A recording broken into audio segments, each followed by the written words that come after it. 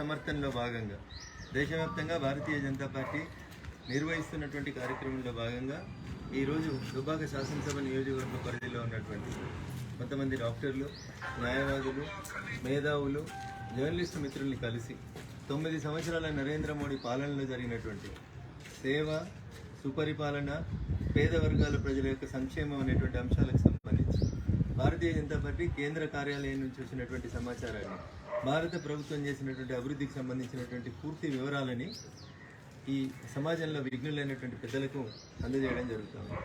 దీనివల్ల సంపర్క్ సే సమర్థన్, మేము వారిని కలిసి వారి మద్దతును కోరి భారత ప్రభుత్వం చేసినటువంటి పనులని వారికి విడమర్చి చెప్పినప్పుడు సమాజంలో మేధావి వర్గంగా ఉన్నటువంటి న్యాయవాదులు, డాక్టర్లు, జర్నలిస్ట్ మిత్రులు, వివిధ వర్గాల లోపల గొప్పగా ఎదిగినటువంటి వ్యాపార వాణిజ్య రంగాల్లోని పుర ప్రముఖుల్ని కలిసి సంపర్క్ సే సమర్థన్ కార్యక్రమంలో భాగంగా వారిని కలవడం జరుగుతుంది. దాంట్లో భాగంగా ఈరోజు దుబ్బాక నియోజకవర్గంలో, దుబ్బాక పట్టణంలో 5 పుర ప్రముఖుల్ని కలిసి నరేంద్ర మోడీ గారి అభివృద్ధి కార్యక్రమాలను వివరించడం జరిగింది. ప్రజల నుంచి, మేధావుల నుంచి, విశ్లేషకుల నుంచి సమర్థన కోరుతూ జరుగుతున్నటువంటి ఈ కార్యక్రమానికి దుబ్బాక నియోజకవర్గంలో అపూర్వమైనటువంటి స్పందన లభిస్తుంది. ఆదరించినటువంటి విఘ్నులైనటువంటి పెద్దలకి శిరస్సు వంచి నమస్సుమాంజలి తెలియజేస్తాను. జై హింద్, జై భారత్.